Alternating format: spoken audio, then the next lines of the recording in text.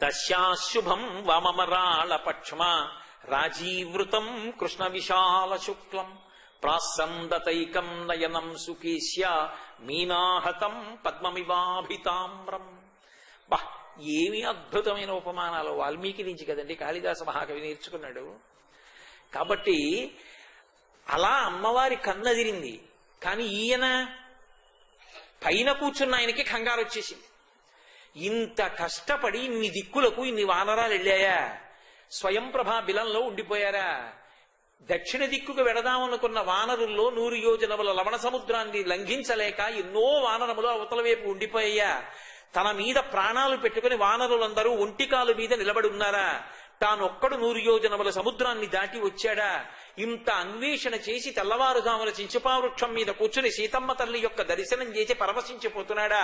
తన కళ్ళ ముందు సీతమ్మ ప్రాణాలు విడిచిపెట్టేస్తే తిరిగి తాను వెనక్కి వెళ్ళిన తర్వాత రామచంద్రమూర్తితో ఏమని చెప్తాడు? సీతమ్మ ఎలా ఉంది అంటే, నేను చూశాను బాగుంది, తర్వాత మరణించిందని చెప్తాడా? ఎలా మాట్లాడ్డాం? తాను మనుష్య భాషలో మాట్లాడితే రావణాసురుడు ప్రచ్ఛన్న వేషంలో వచ్చాడని మరింత ఉరి బిగుచుకుంటుంది. తాను గట్టిగా మాట్లాడితే రాక్షసులందరూ కాపు కాస్తి ఉన్న వాళ్ళు నిద్రలేస్తారు.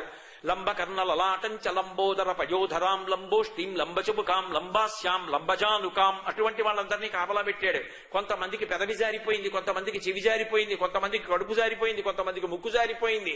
అటువంటి వికారమైన స్త్రీలు పరివేష్టించి ఉన్నారు. వాళ్ళు నిద్రలేస్తే అంతఃపురంలో ఉన్న మిగిలిన రాక్షసుల్ని తీసుకొస్తే వాళ్ళకి తనకి యుద్ధం జరుగుతుంది. ఒకసారి యుద్ధం జరిగిన తరువాత జయాపజయములు విధి నిర్ణీతములు ఎవరికి తెలుసు? ఈలోగా సీతమ్మ కోసం ఎవరో గూఢచారు వచ్చారని తెలిసి సీతమ్మని సంహరిస్తే వెనక్కి వెళ్లి రాముడికి ఏమని చెప్పను? ఇప్పుడు మరి ఎలా? ఇలా మీనమేషాలు లెక్కిస్తూ కూర్చుంటే సీతమ్మ తల్లి ప్రాణం వదిలేస్తే ఏం మాట్లాడాలి? ఓ పక్క నుంచి చెట్టు కొమ్మకి జుట్టు తిప్పేసింది, కొమ్మ పట్టుకుంది, ఇంక వదిలేయడానికి సిద్ధంగా ఉంది.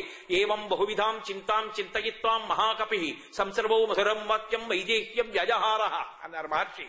ఇంతటి వాక్యజ్ఞుడు, ఇంతటి అద్భుతమైనటువంటి మాటకారి అటువంటి మహానుభావుడికి ఏం మాట్లాడాలో అర్థం కాలేదు. గిర్ర గిర్ర గిర్ర గిర్ర ఆ కొమ్మల్లో తిరిగేశారు. ఏం మాట్లాడాలో అర్థం కానప్పుడు ఆయన ఒకటే అనుకున్నారు, రామనామం చెప్పినా రామకథ చెప్పినా చచ్చిపోయేవాళ్ళు బ్రతుకుతారు, మృత సంజీవని. ఈ తల్లికి రామనామం చెవిన విడపడితే పరవశించిపోతుంది. ఈవిడికి నమ్మకం కలగడానికి ఈవిడికి తెలుసున్న కథ ముందు చెప్తాను, తర్వాత తెలియని కథ చెప్తాను. దాని చేత ఈమెకి బ్రతకాలన్న ఆశ కలిగి కంఠానికి పెట్టుకున్న ఉరిని విప్పదీస్తుంది. అందుకని గబగబా కథ మొదలెట్టారు. అలాగని గంటన్నర సేపు ఉపన్యాసం చెప్తానండి అంటే ఆవిడ ఉంటుందా? సంక్షిప్తంగా చెప్పాలి, అందంగా చెప్పాలి, ఆవిడ చెవిన పడేటట్టు చెప్పాలి, రామనామంతో చెప్పాలి. అందుకే మొదలు పెడుతున్న రాజాదశరథో నామ రథకుంజరవాజిమాన్ పుణ్యశీలో మహాకీర్తి రుజుర్రాశి మహాయశ.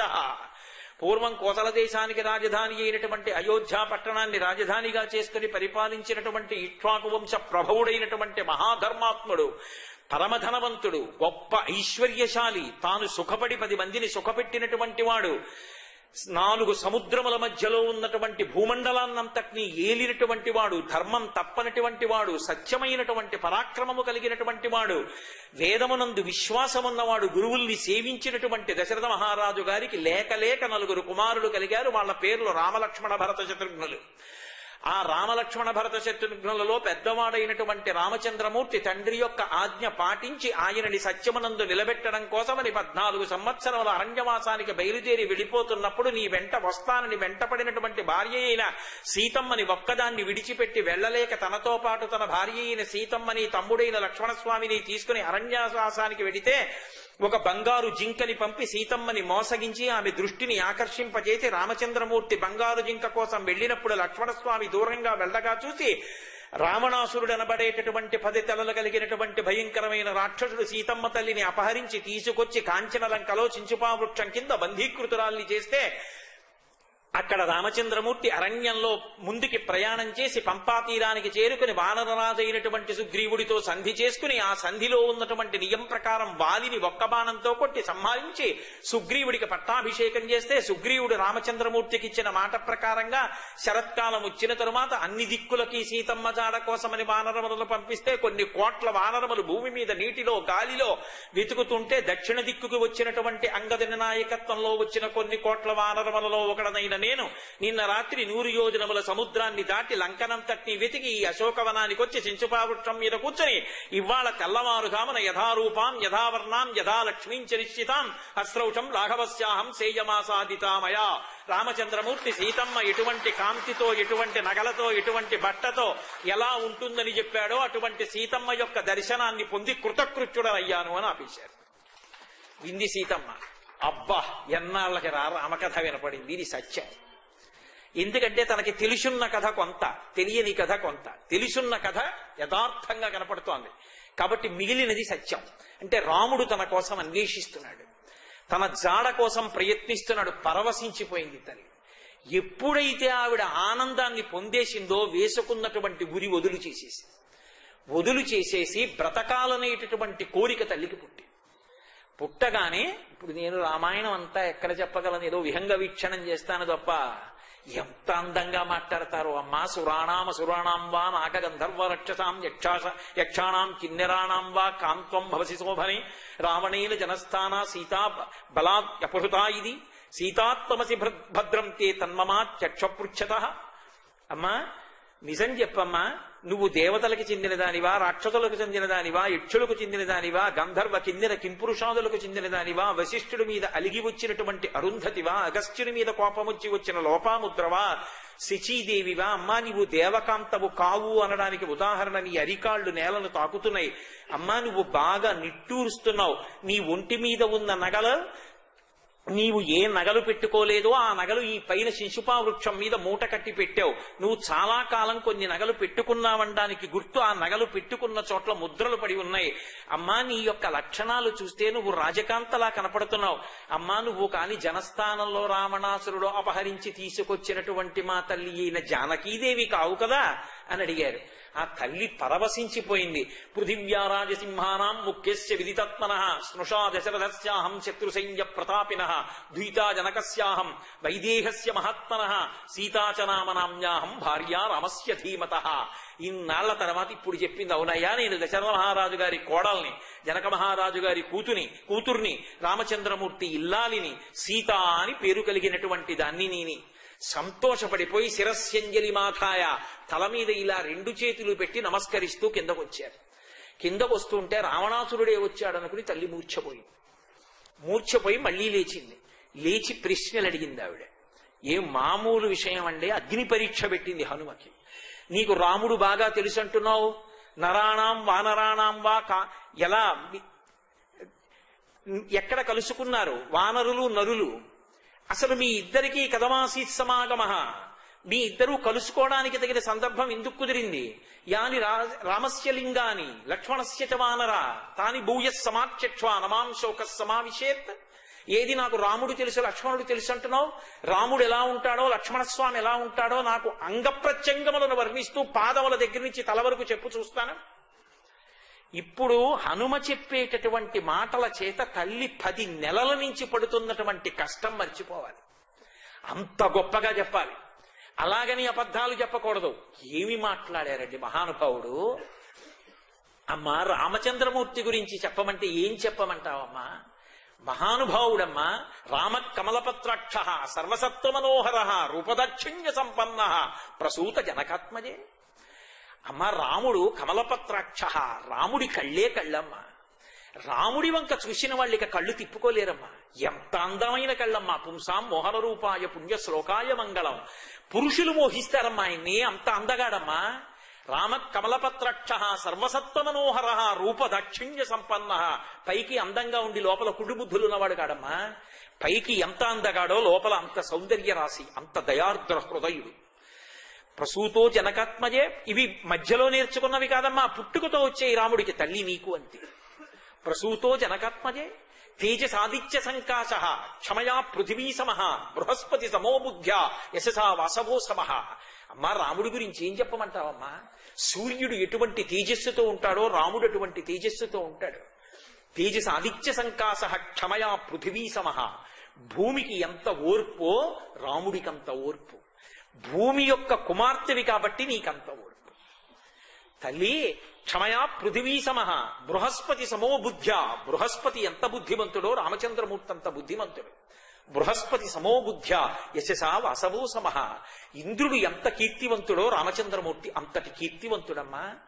యదుర్వేద వినీతశ్చ వేద విద్భిః సుపూజితః ధనుర్వేదీ చ వేదేషు వేదాంగేషు చ నిష్ఠితః. అమ్మ రాముడు యజుర్వేదంలో పుట్టాడమ్మా.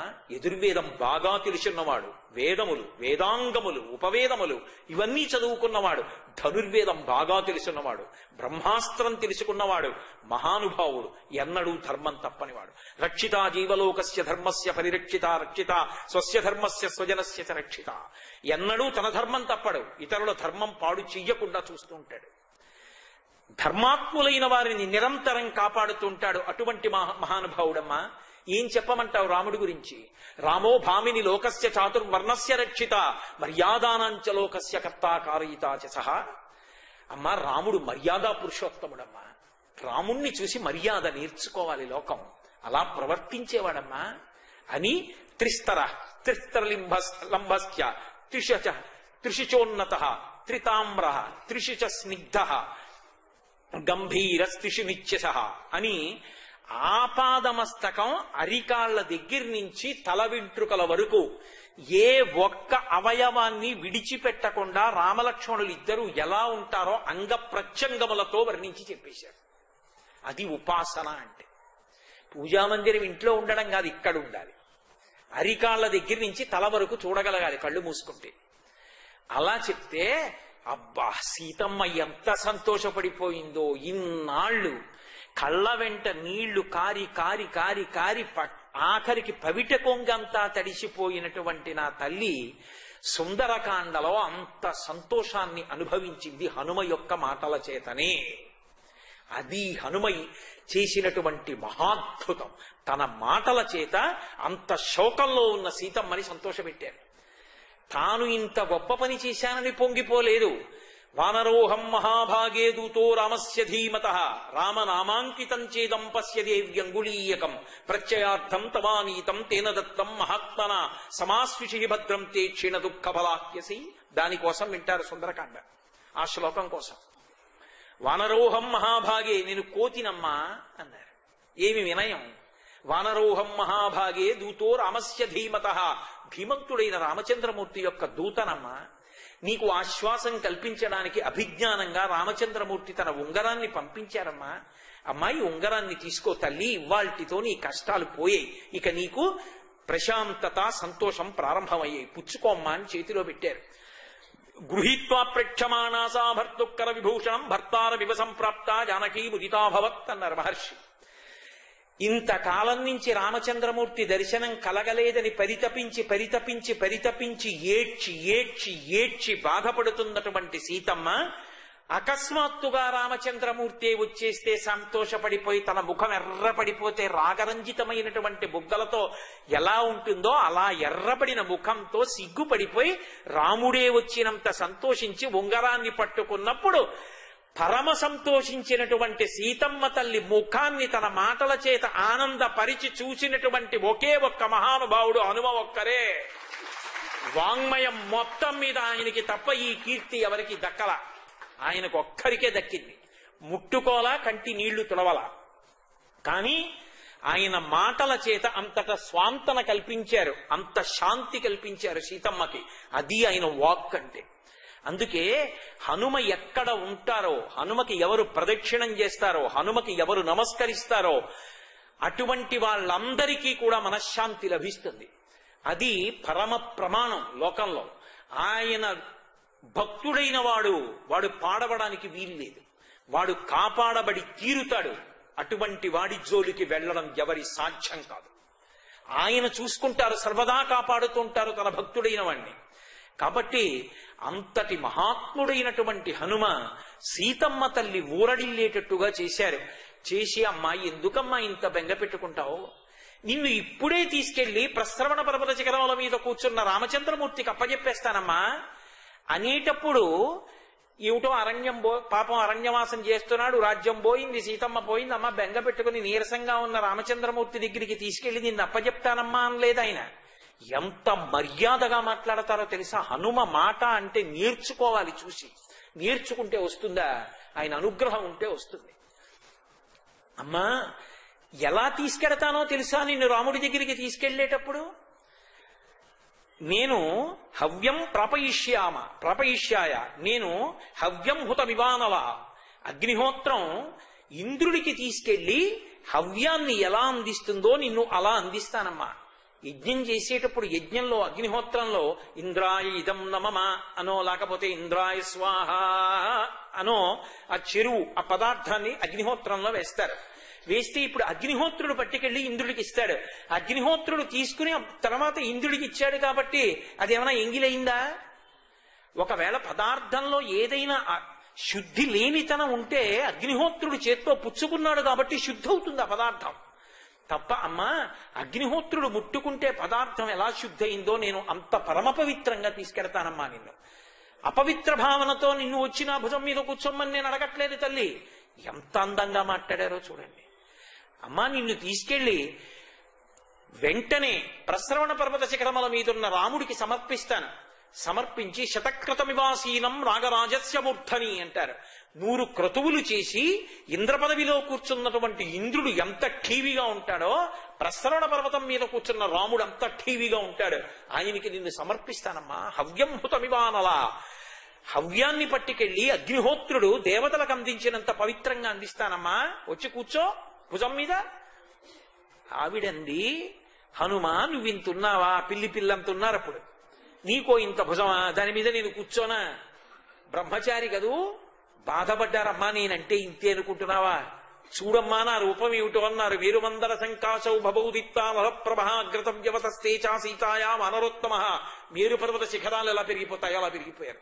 కాల్చిన పెనంలా ఎర్రటి ముఖం, దంస్ట్రలతో పెరిగారు. బలిష్టమైనటువంటి బాహువులు. అమ్మా ఇప్పుడు వచ్చి కూర్చో అన్నారు. ఆ తల్లి బోలెడన్ని కారణాలు చెప్పి ఆఖరణంది భర్తుభక్తిం పురస్కృత్య రామదంద్యస్య వానరాన స్పృశామి శరీరంతో పుంసో వానుర పుంగవ. మహాపతివ్రతా ధర్మాన్ని పాటిస్తున్నాదానన కానక నేను నా భర్తని తప్ప ఇతర పురుషుల్ని నా చేతితో స్పృశించను హనుమా, అందుకని రాలేను. ఆయనన్నారు, అమ్మా యుక్త రూపం స్త్వయాదేవి భాషితం శుభదర్శనం సదృశం స్త్రీస్వరూపస్యా సాధ్వీ వినయస్య చ. అమ్మా నీకు దక్కిందమ్మా ఈ గొప్పతనం. ఇంత కష్టంలో ఉండి కూడా రానన్నావమ్మా. ఇంకొకళ్ళైతే వెంటనే ఎగిరి గంతేసి భుజం మీద కూర్చుని నన్ను దిగబెట్టేద్దు బాబు మా ఆయన దగ్గర అంటారు. కానీ అలా వెళ్ళిపోతే నీ భర్త కీర్తికి అప్రతిష్టని, రావణుడు లేనప్పుడు రావణుడు అపహరించాడు, రావణుడు లేకుండా రాముడు ఎత్తుకుపోయాడంటారని రాముడే రావాలి, రావణుడిని సంహరించాలి, నన్ను తీసుకెళ్లాలన్నావు. అమ్మా నీ వల్ల కదమ్మా రాముడి కీర్తి నిలబడింది. యథార్థం. ఆ తల్లి రాముడు ఇంతకాలం కనపడలేదని ఒక్క క్షణం ఇంకొకలా ఆలోచించిన ఆమె మనసులో రాముడి స్థానం కించిత్ భ్రంశమైన రాముడి కీర్తి నిలబడి ఉండేదా? రాముడి గౌరవాన్ని నిలబెట్టింది మా అమ్మ సీతమ్మ. అందుకే ఎవరు మాట్లాడగలరమ్మా నీలా? ఎంత అద్భుతంగా మాట్లాడారమ్మా. సీతమ్మ ఒక గొప్ప ప్రశ్న వేసిందండి ఆయన్ని. ఏమయ్యా, కచ్చిత్ పురుషకారంచ దైవంచ ప్రతిపచ్చతే. హనుమా, నేను కనపడలేదని బాధపడి శోకంలో ఉండి అసలు భగవంతుణ్ణి కూడా ప్రార్థన చేయడం మానేశాడా? లేకపోతే భగవంతుడు నాకేం ఉపకారం చేశాడని తన పౌరుషాన్ని ఒక్కదాన్ని నమ్ముకుంటున్నాడా? తన పౌరుషంతో పాటుగా భగవంతుణ్ణి కూడా నమ్మే ప్రవర్తిస్తున్నాడా? ఈ రెండూ కలిసి ఉంటే తప్ప కార్యం చక్కబడదు. తన పౌరుషంతో తానుంటూ భగవంతుణ్ణి కూడా ప్రార్థన చేస్తున్నాడా రాముడు? నాకు చెప్పు. కౌసల్య పక్కన లేకపోయినా, సుమిత్ర లేకపోయినా, కైకమ్మ లేకపోయినా, దశరథుడు లేకపోయినా, భరతశత్రుఘ్నులు లేకపోయినా, లక్ష్మణస్వామి లేకపోయినా, రాజ్యమే పోయినా, జటాయువు మరణించినా రాముడు తట్టుకుంటాడు. పక్కన నేను లేకపోతే రాముడు తట్టుకోలేడు. నా ఎందంత ప్రేమ. ఇన్ని నెలలుగా నేను పక్కన లేనని రాముడి శోకం చేత వివశుడయ్యాడా? ఎలా ఉన్నాడయ్యా? లేక నన్ను మరిచిపోయి సీతమ్మ కనపడలేదని అనుకుంటున్నాడా? ఇది చాలా పెద్ద ప్రశ్నిస్మండి. ఒక ఆడది బాగా కోరుకునేది ఏమిటంటే, ఇన్ని నెలలైపోయినా అమ్మా ఇంకా నువ్వు కనపడలేదని అని ఇంకొకలా వచ్చిందనుకోండి. ఎందుకంటే దక్షిణ నాయకత్వం, రాజులు ఇంకొకరిని వివాహం చేసుకోవచ్చు. ఆయనేం అందం తక్కువవాడా, పౌరుషం తక్కువవాడా? గుండెల్లో ఎంతైనా భార్యగా ఒక చిన్న ములుకు గుచ్చుకుంటూనే ఉంటుంది. అసలు రాముడు ఎలా ఉన్నాడు ఇప్పుడు? అది చెప్పేటప్పుడు జవాబు లేదమ్మా, రాముడు నీ గురించే ఎంత బెంగ పెట్టుకున్నాడో అన్న. నిజమేనా? నిజమేనా? నిజమే చెప్తున్నావా? ఆ బేలతనంలో ఒకటికి 10 మాటలు అడుగుతారు. ఆ ప్రశ్న ఇన్ని మాటలు చెప్పండి, ఆశ్వాసము కలగదు. ఎంత గొప్పగా మాట్లాడారో తెలుసా అండి. మా స్వామి హనుమ తప్ప ఎవరు మాట్లాడగలరు అలా? దానికి జవాబు చెప్పే ముందు శిరస్యంజలి మాధాయ హనుమాన్ భీమ విక్రమ తల మీద అంజలి ఘటించి వాక్యముత్తరమబ్రవీత్ జవాబు చెప్తూ ఆయన అన్నారు, రాముడు ఇలా ఉన్నాడు అనలేదు. మలయేన చ వింధ్యేన మేరుణా మందరేణ చ దర్భురేణ చ తే దేవి శపే మూలఫలేన చ అన్నారు. అమ్మా, నేను తిరిగేవి పర్వతాలు. నేను తిరిగే పర్వతాలైనటువంటి మలయ పర్వతం మీద ఒట్టు, మేరు పర్వతం మీద ఒట్టు, మందర పర్వతం మీద ఒట్టు, దుర్ధర పర్వతం మీద ఒట్టు. అమ్మా, నేను తినే కాయలు పళ్ళ మీద ఒట్టు, నేను తాగే నీళ్ల మీద ఒట్టు. నేను నీకు యథార్థం చెప్తున్నానమ్మా. నిత్యం ధ్యానపరో రామో నిత్యం శోకపరాయణ నైవ దంశాన్న మశకాన్న కీటాన్న సరీసృపాన్. అమ్మా, రాముడు రోజు సీతా సీతా సీతా సీతా అని తలుచుకుంటూనే ఉంటాడు. అమ్మా, రాముడు కడుపు నిండా అన్నం తిని ఎన్నాళ్ళయిందో, రుచికరమైన పదార్థాలు తింటలేదమ్మా. గుహలో నీ గురించే ఆలోచిస్తూ పడుకుంటాడు. నైవ దంశాన్న మశకాన్న కీటాన్న సరీసృపాన్. పాములు పాకి వెళ్ళిపోతుంటాయి, గమనించుకోడు. తేళ్లు పాకుతాయి, గమనించడు. జిర్రులు పాకుతాయి, గమనించడు. ఎప్పుడూ నిన్నే తలుచుకుంటూ ఉంటాడమ్మా. నిజమేనా అని ఇంకా అడుగుతుందా? అది ఆయన జవాబు చెప్పే తీరంటే. ఎంత మురిసిపోయి ఉంటుందంటారు సీతమ్మ. అందుకే మహర్షి ఒక అద్భుతమైన మాట అన్నారు. హనుమ వెళ్లి మాట్లాడిన తర్వాత సీతమ్మ ఎలా ఉన్నది అన్నదాని గురించి చెప్తూ ఒక మాట అంటారు. సారామ సంకీర్తన వీత శోక రామస్య శోకేన సమాన శోక శరన్ముఖే సాంబుదశేష చంద్ర నిషేవ వైదేహ్య సుతా బభూవ అన్నారు. వర్షాకాలం వచ్చి అయిపోయి శరత్కాలం వచ్చిన తరువాత ఇంకా కొద్దిగా తెల్లటి మబ్బులు కనపడుతుంటాయి. కొద్దిగా ఇక నీరు లేని నీరున్న నల్ల మబ్బులంటిది కాదు, తెల్ల మబ్బులు ఇంకా కొద్దిగా అక్కడక్కడా కనపడినట్టు సీతమ్మకి కొద్దిగా శోకం ఉందిట. ఏమిటి శోకం? అయ్యో, నా కోసం ఆయన ఏడుస్తున్నారే అని ఏడుస్తోంది తప్ప ఇప్పుడు రాముడు లేడేమో అని ఏడవడం మానేసిందిట. రాముడు రాడేమోనని ఏడవడం మానేసిందిట. రాముడు వస్తాడు, నన్ను తీసుకెళ్లిపోతాడు, లోపల సంతోషం. మరి ఇంకా ఏడుపెందుకో అంటే, అయ్యో నా కోసం ఆయన ఏడుస్తున్నారే అని ఏడుస్తోందిట. ఎవరు ఈ శాంతినిచ్చిన వాడు? ఎవరు దీనికి కారకుడు? హనుమ. అందుకే ఆయన పేరు చెప్పినా, ఆయన గురించి చెప్పినా సభలోకి మీరు అడగకపోయినా వచ్చి కూర్చుని మురిసిపోయే వాళ్ళు ఎవరో తెలుసా? సీతారాములు. పొంగిపోతారు. మా బిడ్డల గురించి చెప్పుకుంటున్నారు ఇక్కడ, మా బిడ్డల గురించి వింటున్నారు ఇక్కడ. వాళ్ళిద్దరూ కూర్చుని సకల అభ్యున్నతులను కటాక్షిస్తారు. అందుకే హనుమద్వైభవం అంటే హనుమద్వైభవమే. అబ్బో, నేను ఇలా ఆయన వాగ్వైభవం గురించి చెప్తే దానికి అంతే ఏముంటుంది? ఏదో అన్నం అంతా తినాలా, ఓ మెతుకు రుచి చూపించడం తప్ప. అలాగని అన్ని వేళలా ఆయన కంఠం ఇంత సరసంగా ఏముండదు. ఆయన మాట్లాడవలసి వస్తే, రాయబారం చెప్పవలసి వస్తే అలా ఉంటుంది. త్రినుపాయానతిక్రమ్య చతుర్దభిహ విద్యతే అంటారు. ఈ రావణుని యొక్క దర్శనం చెయ్యాలి, కొద్దిగా మంచి మాటలు చెప్పి వెళ్ళిపోవాలి. లేకపోతే రేపు పొద్దున్న రావణుడికి ఓ మాట చెప్పి రాకపోయావా అని నా ప్రభు అంటే, అందుకని అది కూడా పూర్తి చేస్తాను. అసలు పెద్ద కార్యం సీతమ్మ దర్శనం అయిపోయింది. అదే ఉంది. అల్పశేషమిదం కార్యం, చిన్న పని. ఆ రావణుణ్ణి చూడాలి. అశోకవనం భంజిస్తే చాలు, వాడే బతికెడతాడు. అశోకవనాన్ని భంజించారు, తీసుకెళ్లారు, ఎదురుగుండా నిలబెట్టారు. ఎవరు? హనుమని బంధీకృతుణ్ణి చేసి నిలబెట్టారు. ఆయన నిజంగా బంధనంలో ఉంటారా? తన ప్రభువు కార్యం తీర్చడం కోసమని, రావణాసురుడికి 4 మంచి మాటలు చెప్పడం కోసమని అవసరం లేకపోయినా అంత కష్టాన్ని కోర్చారు మహానుభావుడు. అది ఆయన యొక్క భక్తి, ఆయన స్వామి భక్తి. కట్టి తీసుకెళ్లి నిలబెడితే ఎదురుగుండా రావణాసురుడు కూర్చున్నాడు. మనసులో పక్షపాతం లేని ఆలోచన అంటే అలా ఉంటుంది. ఎదురుగుండా కనపడిన రావణాసురుడు నల్లటి శరీరం, మినుముల పోగులా ఉన్నాడు. పాల సముద్రాన్ని చిలికితే వచ్చిన నురుగులాంటి బట్ట, మంచి పట్టుబట్ట కట్టుకున్నాడు. అంత మంచి పట్టుబట్ట కట్టుకుని కూర్చున్నటువంటి రావణాసురుడు మెడలో ఎన్నో హారాలు వేసుకుంటే నల్లమబ్బు మీద ఎగురుతున్న కొంగల బారులా ఉంది. ఇన్ని పెట్టుకుని కూర్చునుంటే అక్కడ నా అన్నవాడు ఎవరైనా ఉన్నాడా హనుమకి? ఆయన గుక్కెడు మంచినీళ్లు తాగారని ఉందా రామాయణంలో? పట్టెడు అన్నం తిన్నారని ఉందా రామాయణంలో? లేదు. కానీ మహానుభావుడి గొప్పతనం ఎక్కడుందంటే మంచిని మంచిగానే చూస్తారు తప్ప కలగలిపి ఒక్కలా మాట్లాడరు. రావణుణ్ణి చూసన్నారు, అహోరూప మహో ధైర్య మహో సత్వ మహోద్యుతి అహో రాక్షసరాజస్య సర్వలక్షణయుక్తత అన్నారు. బా, అహోరూపం, ఏమి రూపం రావిడిది, ఏమి ధైర్యం, రోమ కోపములలోంచి కొడుతోంది కాంతి, తపశ్శక్తి, ఏమి తేజస్సు. సీతాపహరణం అనేటటువంటి పెద్ద అధర్మము వీని ఎందు లేకపోతే దేవేంద్ర పదవిలో కూర్చోవలసిన వాడు. ఎంత తేజోమూర్తి! అదే రావణుడు తన వారు 1,00,00,000 మంది చుట్టూ ఉన్నారు, ఇంతమందిలో కూర్చుని హనుమని చూశాడు. శంకాహృతాత్మాదౌసా కపీంద్రం తేజసావృతం కిమేష భగవాన్ నంది భవే సాక్షాద్విహాగత ఏన శక్తోస్మి కైలాసే మయా సంచలితే పురా. వాడికి శంకాహృతాత్మాదౌసా, లోపల భయం వేస్తోంది, అనుమానం వచ్చింది. ఇప్పుడు కోతి ఏమిటి, ఇంత తేజస్సు ఏమిటి? ఒకవేళ నేను కైలాస పర్వతాన్ని కదిలినప్పుడు నా మీద కోపం వచ్చి ఒకనాడు కోతి ముఖంతో వచ్చి కోతులే లంకాపట్టణాన్ని సర్వనాశనం చేస్తాయని చెప్పించినటువంటి నందీశ్వరుడు రాలేదు కదా. కిమేష భగవాన్ నంది భవే సాక్షాద్విహాగత ఏన చెప్తోస్మి కైలాసే మయా సంచలితే పురా. రావణుడికి భయం తన ఊళ్ళో తానుండి, పరాయి ఊళ్ళో ఉండి హనుమకంత ధైర్యం. ఆయన నమ్ముకున్న వాడికి ధైర్యం కాకపోతే ఉంటుంది.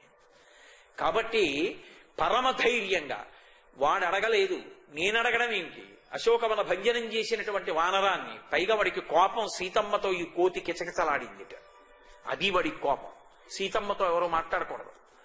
అందుకని ప్రహస్తుణ్ణి పిలిచి నువ్వు అడుగు, ఎక్కడి నుంచి వచ్చాడు? దేవేంద్రుడి దూత, విష్ణువు దూత, యమధర్మరాజు గారి దూత, వరుణుడి దూత, ఎవరి పరుపునొచ్చాడు, ఎందుకు అశోకవనం పాడు చేశాడు, సీతమ్మతో ఎందుకు మాట్లాడాడు, నిజం చెప్పాడా, వదిలిపెడతాను, లేదా మరణదండన విధిస్తాను, ఎవరు అడుగన్నాడు. ప్రహస్తుడు అడిగాడు.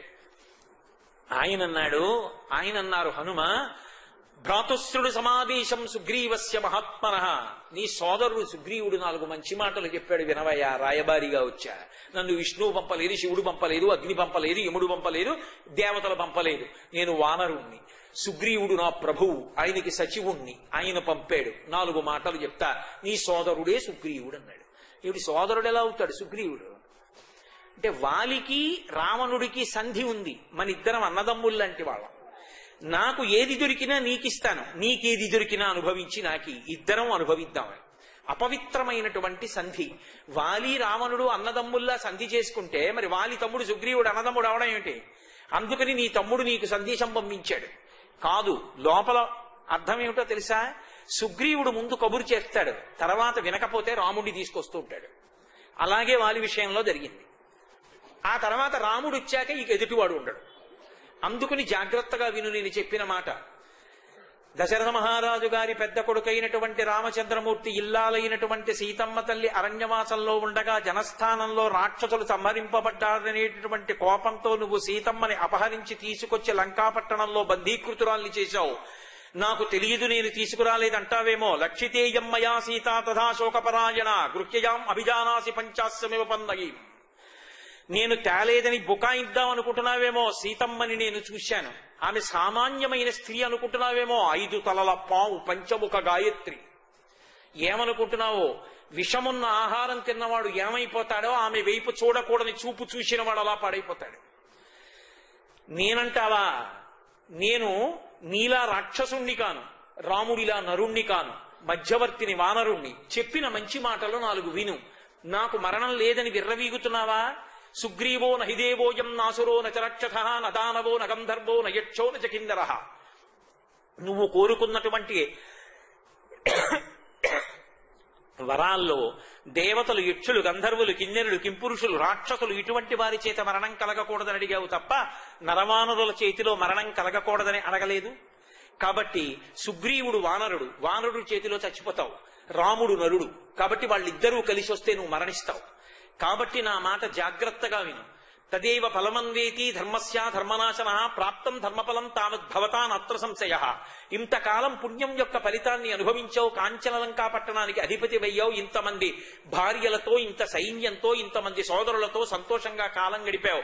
ఇప్పుడు అధర్మం ఫలితాన్ని ఇవ్వడం ప్రారంభం చేసింది. దానికి గుర్తు నీ కుమారుడు అక్షకుమారుడు నా చేతిలో చచ్చిపోయాడు, ఏడిచావు. కాబట్టి అధర్మం ఫలితాన్ని ఇవ్వడం మొదలుపెట్టిందని ధర్మ ఫలితం అధర్మ ఫలితం కలిపి అనుభవించడానికి వీల్లేదు. నువ్వు చేసినది మూలఘాతి, శరీరం ఉండదు, పడిపోతుంది. పరస్త్రీని మహాపతివ్రతని అపహరించి తీసుకొచ్చావు, నిష్కారణంగా చచ్చిపోతావు రావణ. నా మాట విను. రాముడు తన ధనస్సు పట్టుకుని లంకాపట్టణానికి వచ్చి నిన్ను సంహరించడానికి కాని బాణములను విడిచిపెట్టడం ప్రారంభం చేస్తే నిన్ను ఎవరైనా రక్షిస్తాడని అనుకుంటున్నావేమో. బ్రహ్మా స్వయంభూశ్చతురాననో వా రుద్రో త్రినేస్త్ర త్రిపురాంతకో వా ఇంద్రో సురేంద్రో సురనాయకో వా త్రాతుం నశక్త ఇది రామవద్యం. రాముడు చంపేస్తానని ఎవడి విషయంలో అన్నాడో వాణ్ణి రక్షించడం బ్రహ్మ స్వయంభూశ్చతురాననుడు, 4 ముఖాలున్నవాడు, రుద్రుడు, శివుడు, నందివాహనుడు, ఇంద్రుడు, మహేంద్రుడు, ఉపేంద్రుడు, వీళ్ళెవ్వరూ కూడా ఆపలేరు. 3 ఉపమానాలు ఇచ్చి చెప్పారు. చంపుతానన్నాడా రాముడు చంపేస్తాడు. రాముడంటే ఏమనుకుంటున్నావో రావణ? సామాన్యమైన నరుడు, అరణ్యవాసం చేస్తున్నాడు, ఇంతకాలం ఎక్కడుంటాడు, ఎప్పుడో వెళ్ళిపోయాడని అనుకుంటున్నావు నువ్వు. రాముడంటే అపారమైనటువంటి కోదండ విద్యాపారంగతుడు. ఆయన లాంటి వీరుడు ఈ భూమండలంలో లేడు. మండిత విస్ఫులింగ విషమ జ్వలితానల కీలలు అబ్జ గర్భాండము నిండ రామ వసుధాదిపుడేశడు వజ్ర సాధనా ఖండిత పంక్తి కంట కణకంఠ పురాంతక శైలచాలనొద్దండ బల ప్రచండ పురదండ విఖండన చండకాండముల్.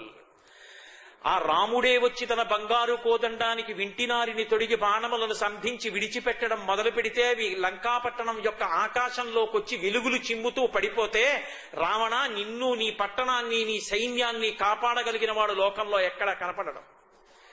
ఇఖండ చండకాండముల్ చరణాగ్రమున నీ భుజాదర్పమడచిన ధూర్జటి విలులీల త్రుంచివైచే వాలపాశంబుల పడి నిన్ను కట్టిన వాలినొక్కమ్మున కులద్రోసే అని నిన్ను జరగొన్న అర్జును పురిగొన్న పరశురాముని ఆది భంగపరచే కడమయ్యొక్కట కరదూషణాదుల 14,000 బరిసమరే అమ్మహాధనుద్ధరునకిగ్గాచరించి హరిహర బ్రహ్మ శక్రాదులైన అతని భయత నిర్ఘాత సంఘాత పాత శాత బాణ ఘాత హతులు కాక బ్రతుకగలరే.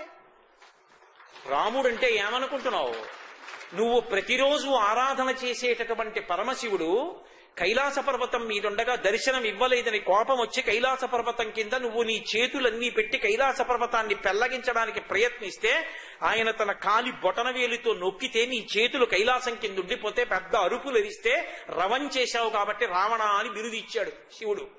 అటువంటి పరమశివుడి యొక్క ధనస్సుని విరిచినవాడు. 4 సముద్రాల దగ్గర సంధ్యావందనం చేసే అలవాటు ఉన్నటువంటి వాలి దగ్గరికి వెళ్లి నువ్వు నిష్కారణంగా వాలిని ఇబ్బంది పెట్టడానికి ప్రయత్నిస్తే ఎవడు రా 10 తలల పురుగని తోకకి చుట్టి సముద్రంలో ప్రతి చోట ముంచి పైకి తీస్తుంటే ప్రాణాల కోసం ఏడ్చావు. కిష్కింధకి తీసుకెళ్లి తోక దులిపి కింద పారేసి పురుగా ఎవడురా నువ్వు అని అడిగాడు వాలి. అటువంటి వాలిని ఒక్క బాణంతో చంపేశాడు. వాలినొక్కమ్మున కులవేసి అని నిన్ను జరగొన్న అర్జును బురిగొన్న పరశురాముని ఆది భంగపరచే. ఒకనాడు నువ్వు మాహిష్మతీ నగరానికి వెళ్లి అక్కడ ప్రవహిస్తున్నటువంటి నర్మదా నది ఒడ్డున సాయంకాలం అయిందని సైకతలింగాన్ని పెట్టి ఆ సైకతలింగానికి పూజ చేశావు బోలెడన్ని పువ్వులతో. కార్తవీర్యార్జునుడు ఊళ్ళో లేడు. ఆ నర్మదా నది కింద ప్రవాహం దగ్గర తన కాంతలందరితో కలిసి స్నానం చేస్తున్నాడు. ఆయన పత్నులందరూ కోరారు నీ 1000 బాహువులతో ప్రవాహాన్ని అడ్డమని. వెంటనే కార్తవీర్యార్జునుడు తన 1000 చేతులతో ప్రవాహాన్ని అడ్డుకున్నాడు. ప్రవాహం పైకి ఎక్కి ఎక్కి ఎక్కి ఎక్కి ఒడ్డునున్న శివలింగం మీదున్న పువ్వులు కొట్టుకుపోయాయి. నీకు కోపం వచ్చి కార్తవీర్యార్జునుడి మీదకి యుద్ధానికి ఎడితే నువ్వెంతటి వాడివి రాని నిన్ను బంధీకృతుణ్ణి తీసుకెళ్లి చేసి కారాగారంలో పారేస్తే మీ తాతగారు పులశ్చ బ్రహ్మ వచ్చి నిన్ను విడిపించాడు. అటువంటి కార్తవీర్యార్జునుడి యొక్క 1000 చేతులు తన గండ్రగొడ్డలితో నరికేసిన వాడు పరశురాముడు. ఆ పరశురాముడి చేతి విష్ణు చాపాన్ని అందుకున్నవాడు రామచంద్రమూర్తి. కాబట్టి 14,000 ఆ ఒక్క రాముడు జనస్థానంలో 14,000 మంది కరదూషణాదులన్న రాక్షసులు ఎదురుగుండా వచ్చి నిలబడితే ఆయన ఎప్పుడు ధనస్సు పట్టుకున్నాడో, ఎప్పుడు వింటినారికి బాణం సంధించాడో, ఎప్పుడు ఆకర్ణాంతం లాగాడో, ఎప్పుడు విడిచిపెట్టాడో ఎవరికి కనపడలేదు. శూర్పణఖ తెల్లబోయింది. ఎదురుగుండా చచ్చిపోతున్న వాళ్ళు కనపడ్డారు తప్ప ఆయన బాణం వేయడం కనపడదు. అంత వేగంగా తిరుగుతుంది చెయ్య. అందుకు గోపరాజు గారు అంటాడు, బండన భీముడర్తజన బంధవుడు ఉజ్వల బాణతూణ కోదండ కళప్రచండ భుజదండవ కీర్తికి రామమూర్తికి రెండవ సాటి దైవమికలేడుచున్ గడగట్టి భేరికా దండ డండ దండ నిడదమ్ముల జండము నిండ మత్త వేదండము నెక్కి చాటను దాచరథీ కరుణాపయోనిధి అంటాడు. యుద్ధం వస్తే రామచంద్రమూర్తి యొక్క బాహువులు రుద్రతాండవం చేస్తాయి. అటువంటి రామచంద్రమూర్తి 14,000 మంది రాక్షసుల్ని 1 గంట 48 నిమిషాల్లో పడగొట్టాడు. అటువంటి శౌర్యమూర్తి. అటువంటి రామచంద్రమూర్తితో యుద్ధం చేసి రేపు పొద్దున నువ్వు బ్రతుకుదామని అనుకుంటున్నావా? రాముడి వరకెందుకురా? తురగశ్చందన మత్తవారణ భట స్తోమంబుతో కూడా నీపురి భస్మంబుగా కాల్చి సైనిక సుహృత్పుత్రాన్ని జశ్రేడి నెత్తురు క్రక్కన్ పడగృద్ది చంపి మరి మృత్యుక్రూరతను పట్టి నీ శిరములు త్రుంపక నేనే చాలు జయశ్రీ లబ్ధి వర్ధిల్లగన్. నా పిడిగుద్దులతోని ఏనుగుల్ని గుర్రాల్ని నెత్తురు కక్కెట్టు చంపి లంక నాశనం చేసి నీ 10 తలలు గిల్లేస్తా రావణ. ఏమనుకుంటున్నావు? సీతమ్మ అంటే సామాన్యమైన స్త్రీ అనుకుంటున్నావా? నీ కంఠర్పిత కాలపాశము. ఆ తల్లి నీ మెడలో పడినటువంటి కాలపాశమని తెలుసుకోరా? లంకౌక సంచయ కాళరాత్రి గళబద్ధోదగ్ర కాళాహి కన్యాకారాగత మృత్యువున్ జనక కన్యన్వేగ నొప్పించి లోకైకత్రాణుని రామునింకనము నీకా బుద్ధి కాకుండినన్ సీతారాముల కోప స్ఫీతానల చిఖల కలయ పెర్చుతూ లంకాభీతవ్రాతము. ఈ లంకనంతటినీ కూడా సీతారాముల యొక్క కోపాగ్ని జ్వాలలు కాల్చక ముందే వెళ్లి రామచంద్రమూర్తి పాదాల మీద పడి క్షమాపణ చెప్పి సీతమ్మతని తిరిగిచ్చి, లేదా లంక సర్వనాశనం అయిపోతుంది రావణ. ఎవరు చెప్పగలరు ఇలా? అంతటి రావణుడు హడిలిపోయాడు. ఈ వానరాన్ని పట్టి ఇప్పుడే సంహరించండి అన్నాడు. మహానుభావుడు కాబట్టి ధర్మాత్ముడు విభీషణుడు లేచి సాధుర్వా యదివా సాధు పరైరేషా సమర్పిత బ్రవన్ పరార్థం పరవాన్ నదూతో వదమర్హసి. అన్నయ్య, దూతని చంపకూడదన్నయ్య, మిగిలిన శిక్షలు ఇయ్యొచ్చు అన్నాడు. ఏదో తర్వాత శిక్ష వేశాడు, లంకాదహనం చేసి పారేశారు స్వామి. ఆయన అవిక్ర పరాక్రమం అటువంటిది, ఆయన మాట తీరుటువంటిది. అందుకే రామచంద్రమూర్తి అంతటి వారు మొట్టమొదటిసారి హనుమ కలుసుకున్నప్పుడు పంపా తీరంలో ఒక మాట అన్నారు, నా యజుర్వేద వినీతశ్చ నా ఋగ్వేద వినీతశ్చ నా యజుర్వేద భాషిణ నా సామవేద విదుష శిక్షమేవ విభాషితం. 4 వేదాలు చదువుకోని వాడు ఇలా మాట్లాడగలడా? ఈయన వ్యాకరణ శాస్త్రాన్ని ఎంత బాగా చదువుకున్నాడో, ఒక్క అపశబ్దం లేదు నోట్లోంచి, వాక్య నిర్మాణం అలా వస్తోంది. ఆయన గుండెల్లో, ఆ నోట్లో, శిరస్సులో ఆ శబ్దం అలా బంధింపబడుతోంది. ఎప్పుడు ఏ మాట ఎలా మాట్లాడాలో అలా మాట్లాడుతున్నాడు. ఇలాంటి వాడు స్నేహితుడయ్యుంటే కశ్యనారాజ్యతే చిత్తం ఉజ్జదాసే నరేరపి. కత్తి ఎత్తి చంపడానికి వచ్చిన శత్రువు కూడా అటువంటి వాడి మాట వింటే కత్తి దింపి స్నేహం చేసుకుంటాడు. ఎటువంటి మాట వైభవం ఉన్నవాడయ్యా లక్ష్మణ, మాట్లాడు ఆయనతో అన్నారు. అంతటి మహానుభావుడు హనుమ అంటే. ఆయన మాట తీరంత గొప్పది. ఎక్కడెక్కడ హనుమని ఉపాసన చేస్తారో అక్కడక్కడ అంత గొప్పగా అనుగ్రహిస్తారు. 100 యోజనముల సముద్రం దాటి వచ్చేస్తున్నారు. వచ్చేసిన తర్వాత ఇంతమంది వానరులు ఒంటికాలు మీద లేచి నిలబడి ఉన్నారు. ఏమో ఏం చెప్తారోనని. దృష్ట్వా సీతేతి విక్రాంత సంక్షేపేణ న్యవేదయత్నిషాజత హస్తేన గృహీత్వా మలిన సుఖం అంటారు మహర్షి. ఆకాశంలోంచే చూడబడెను సీతమ్మ. మంచి మాట ఒక్కడి చెప్పి కిందకి దిగి వాళ్ళందరూ తోకలు ఊపుతున్నారు, కొమ్మలు ఊపుతున్నారు, చెట్లు ఊపుతున్నారు. ఏ మాట చెప్తారోనని హనుమ వచ్చి శుభవార్త చెప్పేటప్పటికి సంతోషం, ఎగిరారు, వీరబడ్డారు, ముట్టుకుంటున్నారు, కౌగిలించుకుంటున్నారు. గుహలోకి తీసుకెళ్లారు, అంగదుడిని కూర్చోబెట్టారు, తను వెళ్లినటువంటి విశేషాలన్నీ చెప్పారు. మహానుభావుడు మళ్లీ వెళ్లి రామచంద్రమూర్తితో నియత సముదాచార పరమ నియమంతో చక్కటి ఆచారంతో సీతమ్మ పరమభక్తితో ఉంది. ఎందుకంటే రాముడు అడిగాడు, వానరులందరూ వెళ్ళి చెప్పారుగా హనుమ, అందుకని వాళ్లే చెప్పేశారు ముందు, ఇలా ఉంది అలా ఉంది, సీతమ్మ అశోకవనంలో ఉంది, ఇలా మాట్లాడింది అలా మాట్లాడిందని. ఆయన తెలివి తక్కువడా? ఆయన ఒక్క ప్రశ్న వేశాడు, నాయందు సీతమ్మ ఎట్లున్నది అన్నారు. వీళ్ళందరూ పక్కకి తప్పుకుని హనుమ ఇలా రా నువ్వు చెప్పు అన్నారు. అది చెప్పాలంటే ఆయనే చెప్పాలి. అది హనుమ యొక్క గొప్పతనం. ఆయన ఏం చెప్పలేదు. చెప్పకుండా ఆయన ఏం చేశారంటే, ఒక్కసారి ప్రణమ్య సరసాదేవ్యా సీతాయై దిశం ప్రతి, సీతమ్మ ఎటువైపు ఉందో అటువైపు తిరిగి నమస్కారం చేశారు. నా నుంచి నమస్కారం అందుకోవలసినంత పవిత్రమైనటువంటి స్థితిలో సీతమ్మ ఉన్నది అంతే, చాలదు. రామ సుగ్రీవయో సఖ్యం శ్రుత్వా ప్రీతిముపాగత. ఓ రామ, నువ్వు సుగ్రీవుడు కలుసుకున్నామని విని మురిసిపోయింది నా తల్లి. నియత సముదాచార, పరమనియంతో, చక్కటి ఆచారంతో, నీ యందు పరమభక్తితో, నీ యందు మనసు పెట్టుకుని ఉంది, తపస్సు చేస్తోందయ్యా. ఈ మాటలు చెప్పి ఒక మాట చెప్పారు సుందరకాండ చిట్ట చివరి శ్లోకం. అందులో తతోమయా వగ్విదధీన భాషిత, తతోమయా వాగ్విదధీన భాషిత, శివాభిరిష్టాభిరభిప్రసాదిత, జగామ శాంతిం మమ మైథిలాత్మజ, తవాపి శోకేన తథాభిపీడిత అంటారు. సీతమ్మ దగ్గరికి వెళ్లి నేను మాటలు మాట్లాడాను. నేను మాట్లాడినటువంటి మాటల వలన సీతమ్మ తల్లి యొక్క శోకం అంతా కూడా పోయింది. కానీ కొద్ది శోకం మిగిలి ఉంది. ఏమిటి ఆ శోకం అంటే, నువ్వు ఆమె కొరకు శోకిస్తున్నావని తాను శోకిస్తాను అంతే తప్ప ఇప్పుడు ఆ తల్లికి శోకం లేదు. నేను ఆ అమ్మకు శాంతిని ప్రసాదించాను అన్నారు. తన మాటల చేత శాంతి ప్రసాదించాను అని హనుమ చెప్పిన కాండ సుందరకాండ. మాట గొప్పతనం ఏమిటో నిరూపించిన మహాపురుషుడు స్వామి హనుమ. అందుకే హనుమని ఉపాసన చేస్తే అలా మాట్లాడగలిగినటువంటి ప్రజ్ఞ అబ్బుతుంది. అంతటి మహాత్ముడై లోకానికంతటికీ కూడా వాగ్వైభవాన్ని చాటి చెప్పినటువంటి అనితర సాధ్యమైనటువంటి ప్రజ్ఞాశాలి.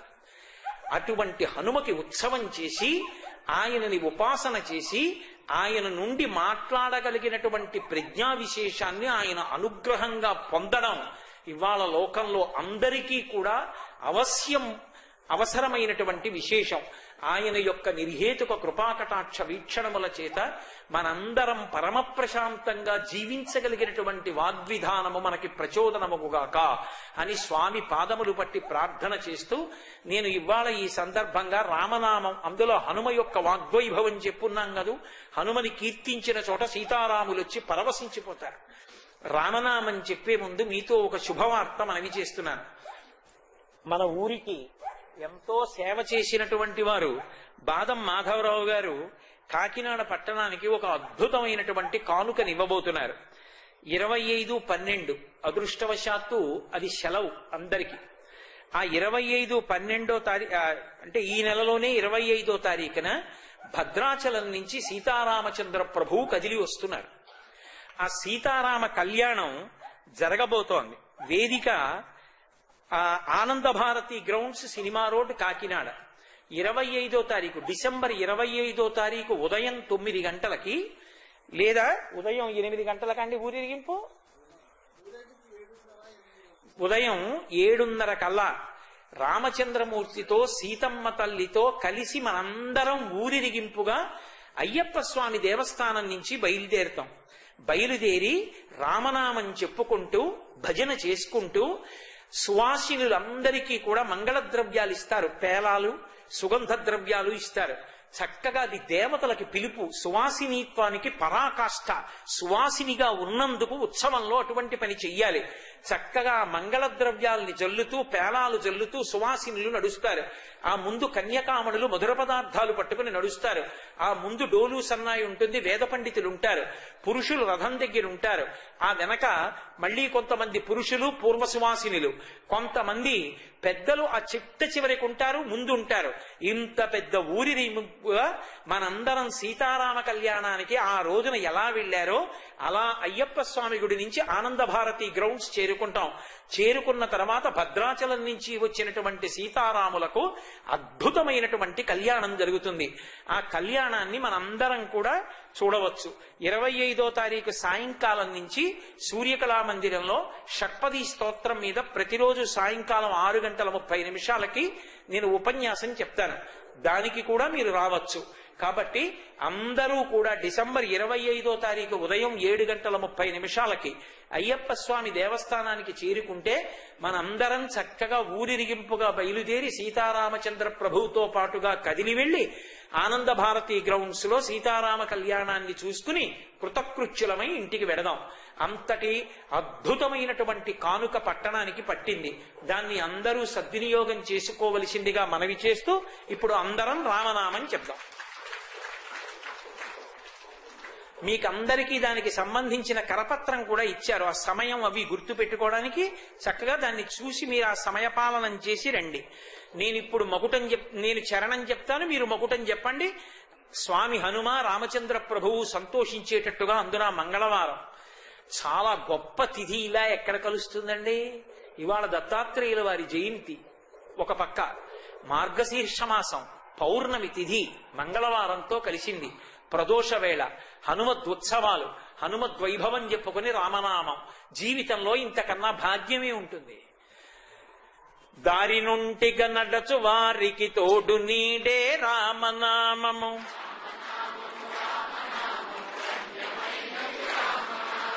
పాహి కృష్ణాయనచు ద్రౌపది పలికినది శ్రీరామనామము,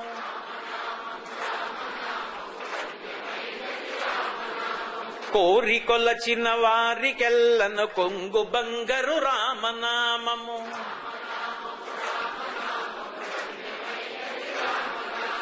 గౌరికిది ఉపదేశ నామము, కమల జుడు జపించు నామము,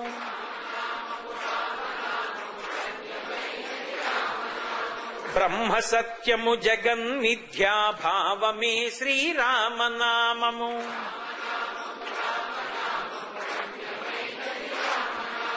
భక్తితో భజించు వారికి మమము,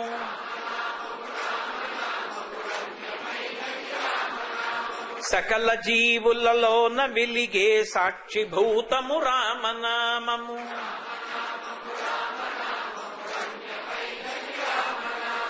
ఆంజనేయుని వంటి భక్తులకాశ్రయము శ్రీరామనామము,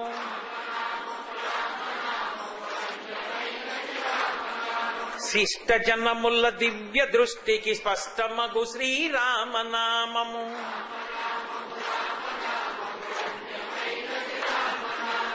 నిర్వికారము నిర్వికల్పము నిర్గుణము శ్రీరామనామము,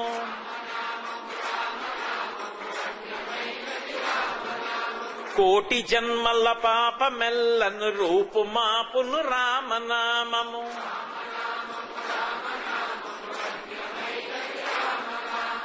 శేషిలారా ఇక్కడికి వచ్చి వాయించు.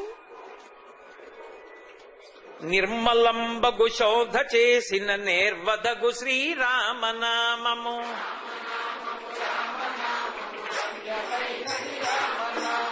ఎందరో మహానుభావులటెందమాయను రామనామము,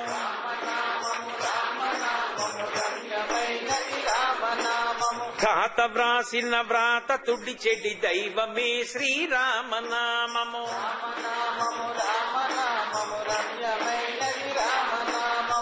అచలమై ఆనందమై పరమాణువైనది రామనామము,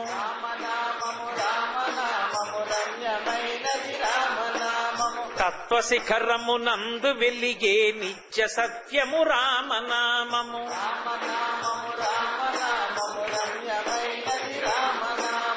అంబరీషుని పూజలకు కైవల్యమొసగిన రామనామము,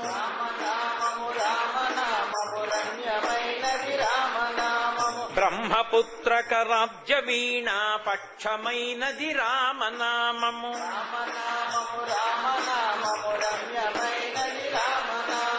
నీలమేఘ శ్యామలము నిర్మలము అయినది రామనామము,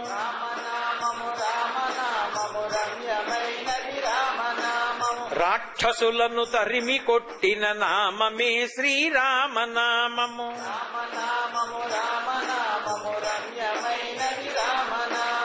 రామనామ స్మరణ చేసిన క్షేమమొసగును రామనామము,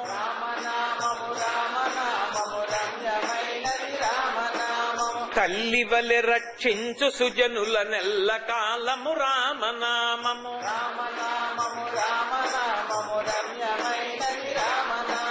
జ్ఞానులకు ఆత్మానుభవ జ్ఞానమే శ్రీరామనామము,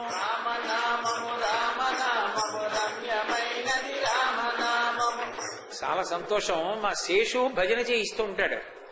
ఎంత అందంగా చేయిస్తాడంటే శ్రీరామనామము పలుకని వారలు అంటాడు.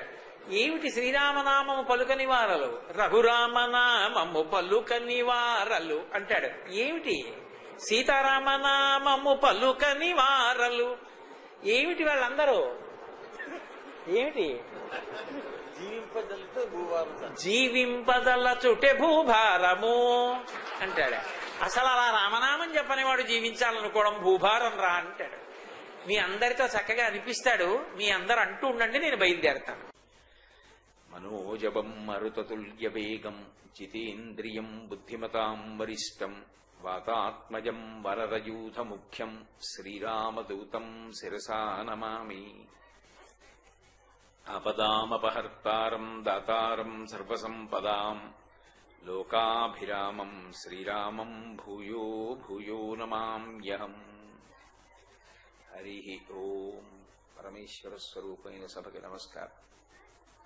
హనుమ యొక్క తత్వాన్ని ఆవిష్కరిస్తూ చెప్పినటువంటి ప్రార్థనా శ్లోకాలలో అత్యంత ప్రధానమైనటువంటి స్థానాన్ని సంపాదించుకున్న శ్లోకాలలో ఒకటి మనోజవం మరుతతుల్య వేగం జితేంద్రియం బుద్ధిమతాం వరిష్టం వాతాత్మజం వనరయూథ ముఖ్యం శ్రీరామదూతం శిరసా నమామి అన్న శ్లోకం.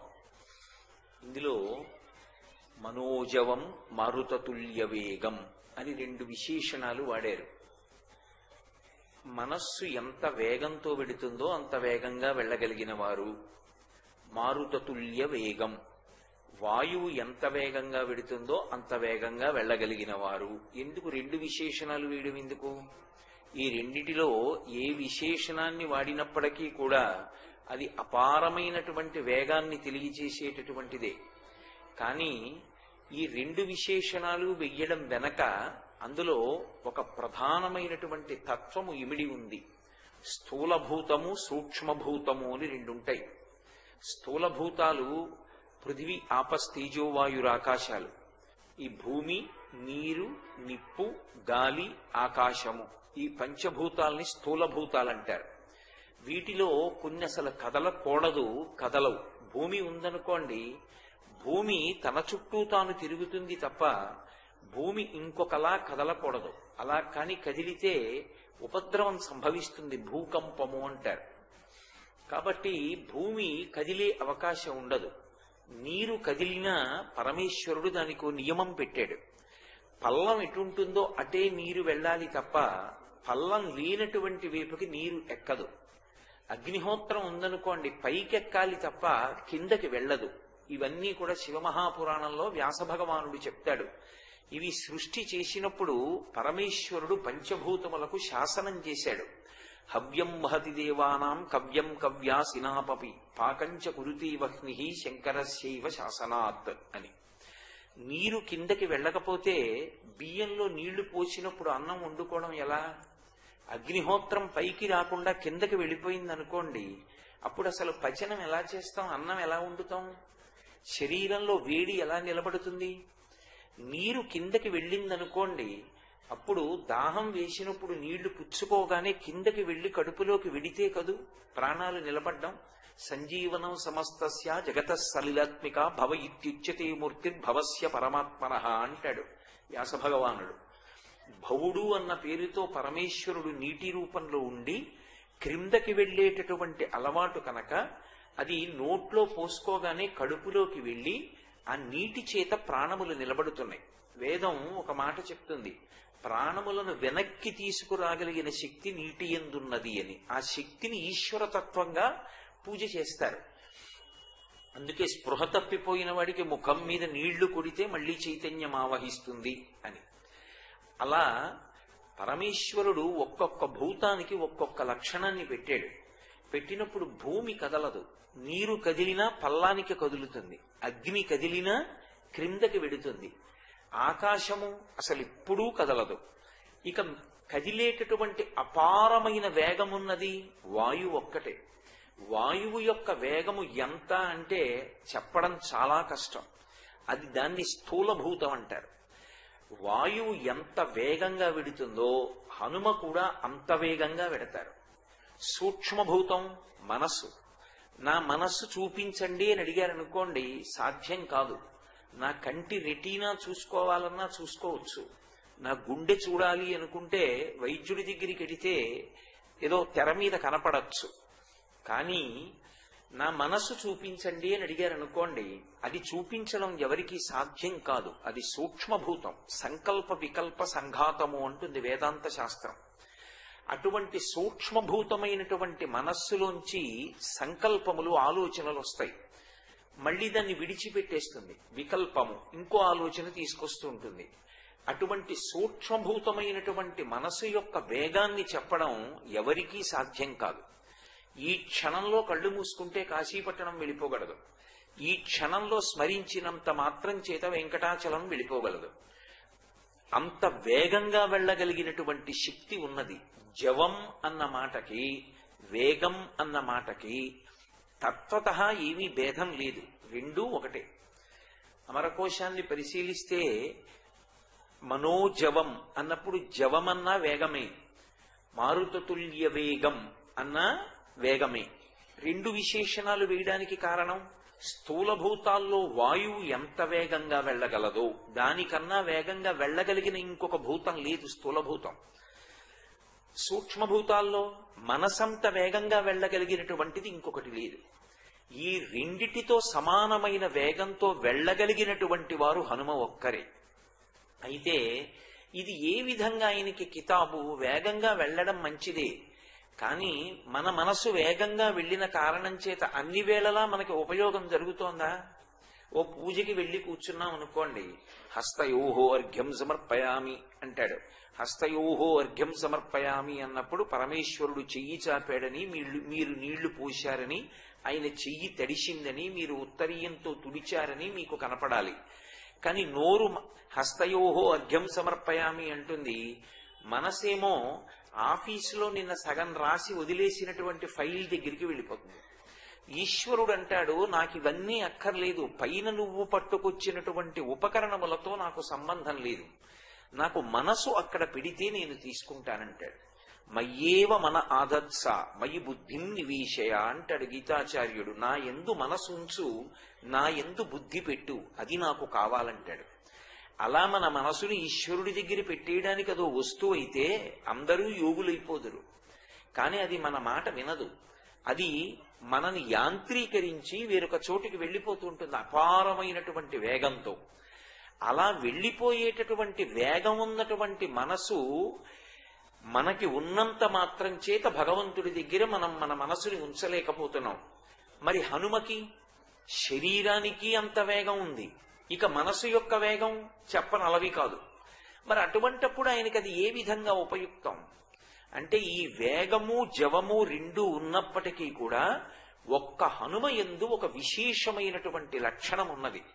అందుకే ఆయనకి ఒక బిరుదునామం ఒకటి ఉన్నది. సాధారణంగా అది లోకంలో ప్రచారంలో లేదు, కానీ ఆయనను ఒక బిరుదునామంతో పిలుస్తారు. అసాధ్య సాధక అని ఆయనకి బిరుదు. అసాధ్య సాధక అంటే, నేను మీతో ఒక మాట చెప్పాననుకోండి, ఇది చేయగలరా అని, లోకంలో ఏ ఒక్కడూ కూడా అంగీకరించి తల ఊపడు నేను చేస్తానని. అటువంటి అసాధ్యమైనటువంటి కార్యాలు ఏ ఉంటాయో వాటిని చాలా హేళగా, పెద్ద కష్టపడకుండా ఆయన సాధిస్తారు. నేను మీతో ఒక ఉదాహరణ చెప్పాలి అంటే, సముద్ర లంఘనం. 100 యోజనముల సముద్రాన్ని ఇట్నుంచి అటు దూకుతారా అని అడిగాను అనుకోండి, నీకేమైనా బుద్ధి ఉందా అని అడుగుతారు. ఎవరు దూకుతారు, ఎవరు సంకల్పం చేస్తారు? అందుకే మహర్షి ఈష అంటారు. అది హనుమ ఒక్కరే చేశారు. అసాధ్య సాధక. అశోకవనాన్ని భంజించాలి, అది ఏమైనా తేలికైన విషయమా? అశోకవనాన్ని భంజించినటువంటిది స్వామి హనుమ ఒక్కరే. 67 కోట్ల మంది వానరులు పడిపోతే సంజీవనీ పర్వతాన్ని తీసుకొచ్చినటువంటిది హనుమ ఒక్కరే.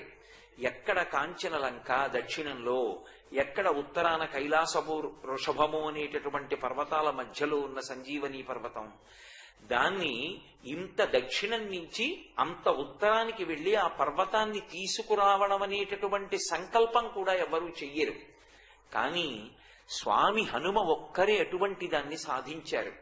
80,000 మంది కింకరుల మూక ఆయన మీదకి యుద్ధానికి వస్తే జయమంత్రాన్ని ఉచ్చరిస్తూ తోరణం మీద కూర్చుని జయత్యతి బలో రామో లక్ష్మణశ్చ మహాబలః రాజాజైతి సుగ్రీవో రాఘవేణాభిపాలితః దాసోహం కోసలేంద్రస్య రామస్యాక్లిష్టకర్మణః హనుమాన్ శత్రుసైన్యానాం నిహంతా మారుతాత్మజః న రావణ సహస్రం మే యుద్ధే ప్రతిఫలం భవేత్ శిలాభిస్తు ప్రహరతః పాదపైశ్చ సహస్రశః అర్దయిత్వా పురీం లంకాం అభివజ్య చ మైథిలీం సమృద్ధార్థో గమిష్యామి విశతాం సర్వరక్షసాం. నేను ఈ లంకా పట్టణానికి ఎలా వచ్చానో అలా తిరిగి వెళ్ళిపోతాను. సీతామాత యొక్క దర్శనం పూర్తయింది. 10 తలలు కలిగినటువంటి రావణాసురుడు నా భుజాదండానికి ఒక పురుగు. అటువంటి రావణాసురుల్ని 1000 మందిని మర్దించి వెళ్ళిపోతాను. ఈ లంక కాని లంకలో ఉన్న రాక్షసులు గాని నా పౌరుష పరాక్రమం ముందు నిలబడలేరు. నాకు ఆయుధములక్కర్లేదు. శిలాభిస్తు ప్రహరతః పాదపైశ్చ సహస్రశః అర్దయిత్వా పురీం లంకాం అభివజ్య చ మైథిలీం. నా పాదముల చేత తొక్కేస్తాను, నా చేతులతో గుద్దుతాను, అరిచేతులతో మర్దించేస్తాను, మోచేతులతో పొడవగలను. నా యొక్క దంష్ట్రల చేత ఎంతమందినైనా సంహారం చెయ్యగలను. వేరొక ఆయుధం నేను పట్టను. రాళ్లు విసురుతాను, చెట్లు పెకలిస్తాను, పర్వత శిఖరములను కదిపేస్తాను. నా బలంతో సమానంగా నిలబడగలిగిన వాడు లేడు. అర్దయిత్వా పురీం లంకాం, లంకాపట్టణాన్ని పీడిస్తాను. అభివజ్య చ మైథిలీం, సీతమ్మకి నమస్కరిస్తాను. ఎలా వచ్చానో అలాగే లంకాపట్టణం నుంచి బయలుదేరి వెళ్ళిపోతాను. నన్ను పట్టగలిగిన వాడు లేడు అని నిర్భయంగా ప్రకటిస్తూ తోరణం మీదకెక్కి కూర్చున్నారు. సీతమ్మ తల్లి దర్శనమయ్యే పర్యంతము సూక్ష్మ రూపంతో ఉంటారు. ఒకసారి అమ్మవారి దర్శనం అయిపోయిందా ఇక ఆత్మ అనుభవంలోకి వచ్చినటువంటి యోగి పుంగవుడు. అందుకే ఆ నిర్భయత్వం. తోరణం మీద కూర్చుని ఈ మాట చెప్పి 80,000 మంది కింకరుల మూక యుద్ధానికి వస్తే అక్కడే ఉన్నటువంటి పరిఘని ఒకదాన్ని పెరికి 80,000 మందిని త్రుటి కాలంలో సంహరించారు. అంతటి మహావీరుడు. అందుకే అసాధ్య సాధక. ఇవన్నీ ఏవో కల్పితమైనటువంటి కథలు అని మీరు అనుకుంటున్నారేమో. అందుకే వాల్మీకి మహర్షి శ్రీరామాయణాన్ని పూర్తి చేస్తూ ఒక మాట చెప్పారు. ఇది ఇతిహాసం, ఇది ఇట్లే జరిగినది. ఇందులో ఒక్క మాట కల్పితం లేదు. చతుర్ముఖ బ్రహ్మగారిచ్చినటువంటి వరప్రభావం చేత నేను ఆచమనం చేసి కూర్చుంటే నాకు రామాయణంలో ఉండేటటువంటి వ్యక్తుల యొక్క మనసులోని అభిప్రాయములు కూడా నాకు ప్రచోదనమయ్యాయి. దాన్ని నేను రామాయణంగా లోకానికి అందించాను అని చెప్పారు. అటువంటి శ్రీరామాయణ కావ్యంలో ఒక అక్షరం కల్పితం కాదు. హనుమ చిరంజీవి. ఎందరో ఆయన దర్శనాన్ని పొందినటువంటి మహనీయులున్నారు. ఇంత వేగం కలిగినటువంటి హనుమ అసాధ్య సాధకుడు. ఆయన సాధించలేని కార్యము అనేటటువంటిది లోకంలో లేదు. అందుకే సీతమ్మ సుందరకాండలో ఆయనకు ఒక కితాబ్ ఇచ్చింది. ఓ హనుమ, నీ వలన మాత్రమే ఈ కార్యము జరగాలి అని ఎవరు ఆయనకి పరమ భక్తితో నమస్కారం చేస్తారో వాళ్ళ కార్యము సాధింపబడకపోవడం అనేటటువంటిది లోకంలో ఉండదు. భక్తిలో లోపం ఉండాలేమో కానీ నమ్మి నమస్కరించినటువంటి వాడు చెడిపోవడం అనేటటువంటిది మాత్రం లేదు. హనుమ యొక్క గొప్పతనం అంతా ఎక్కడుంది అంటే ఆయన శరీరానికి వేగం ఉండడంలో లేదు. ఆయన శరీరం ఎంత వేగంగా వెళుతుందో ఆయన మనసు అంత నిశ్చలంగా ఉంటుంది. ఇది అసాధారణమైనటువంటి విశేషం. అంత వేగం ఉన్నటువంటి వారి మనసు మాత్రం ఎప్పుడూ చంచలంగా తిరగదు. ఆయన మనసు పరమ ఏకాగ్రతతో రామచంద్రమూర్తి యొక్క పాదములను పట్టుకుని ఉంటుంది. ఎప్పుడూ సీతారాముల యొక్క పాదములు హృదయంలో ధరించి ఉంటారు. పైకి శరీరం అపారమైనటువంటి వేగంతో కదులుతుంది. ఆయన ఎక్కడ ఉండనివ్వండి ఆర్తత్రాణపరాయణుడై ఉంటాడు. ఎన్ని శక్తులున్నా హనుమ జీవితం మొత్తం మీద నా కొరకు అని చేసుకున్నది ఉండదు. ఆయన ఎప్పుడు చేసినా లోకోపకారమే. ఆ లోకోపకారం కోసమే నిలబడతారు. అటువంటి ప్రజ్ఞాపాఠవాలున్నటువంటి వ్యక్తి ఎక్కడ కనపడరు. ఆయన ఎంత నిశ్చలంగానో కూర్చుంటారు. లోకంలో ఒక విశేషం ఉంటుంది. ఏదో చాలా కాలం లౌకిక వ్యవహారాల్లో తిరిగి తిరిగి తిరిగి తిరిగి వేసారిపోయిన వ్యక్తి వైరాగ్య సుఖాన్ని పొంది చిట్ట చివర ఇక నేను అంతర్ముఖుడనై పరమాత్మ దర్శనం చేస్తూ ప్రశాంతంగా కాలం గడపాలి అని అనుకున్నప్పుడు ఇక లోకంలో అందరితో కలిపిసి మళ్ళీ కార్యక్రమాలు చేస్తూ ఉండడు. అందరికీ దూరంగా జరిగిపోయి ఏ అరణ్యానికి వెళ్ళిపోయో, ఆశ్రమానికి వెళ్ళిపోయో, దేవాలయానికి వెళ్ళిపోయో ఏకాంత జీవనం గడుపుతూ తపస్సు చేస్తూ అంతర్ముఖత్వాన్ని పొందుతాడు. హనుమ ఒక్కరే లోకంలో సమస్త సృష్టి యందు ఒక మినహాయింపు.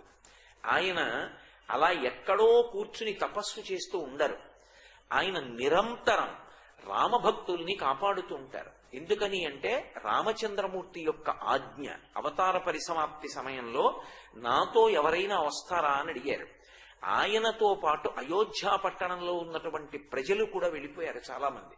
సరయూ నదిలో ఎవరెవరు మునిగారో వాళ్ళందరూ ఉత్తమ లోకాలకు వెళ్ళిపోయారు. రామచంద్రమూర్తి వైకుంఠవాసానికి వెళ్ళారు. హనుమ ఒక్కరికి శాసనం చేశారు రామచంద్రమూర్తి. మక్రధా ప్రచరిష్యంతి యావల్లోకే హరీశ్వర తామద్రమస్య సుప్రీతో మద్వాక్యమనుపాలయన్.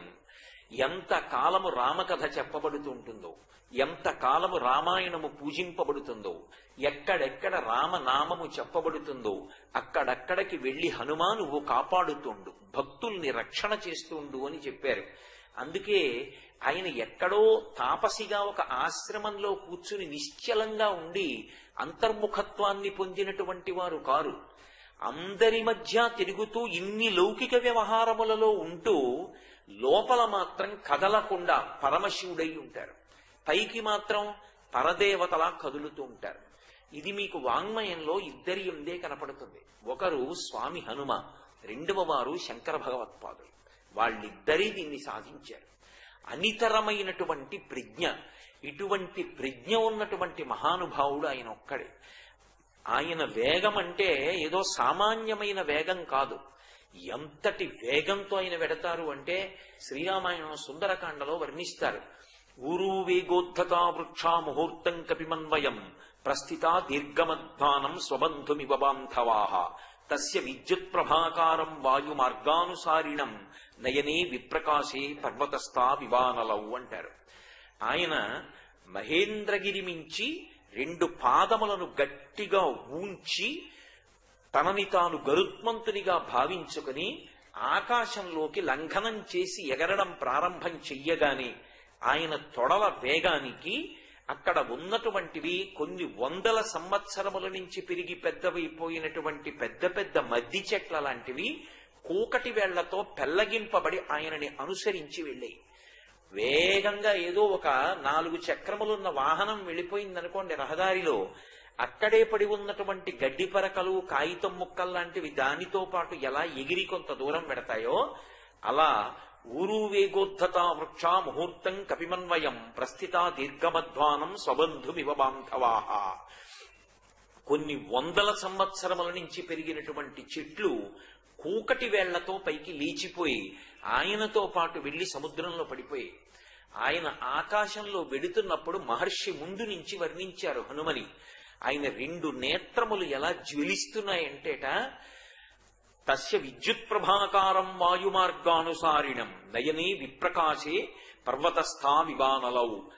చీకట్లో పర్వత గుహలు రెండిటిలో అగ్నిహోత్రం వెలుగుతుంటే ఎలా ఉంటుందో ఆయన 2 నేత్రములు అంత కాంతితో ప్రకాశిస్తూ ఉంటాయి.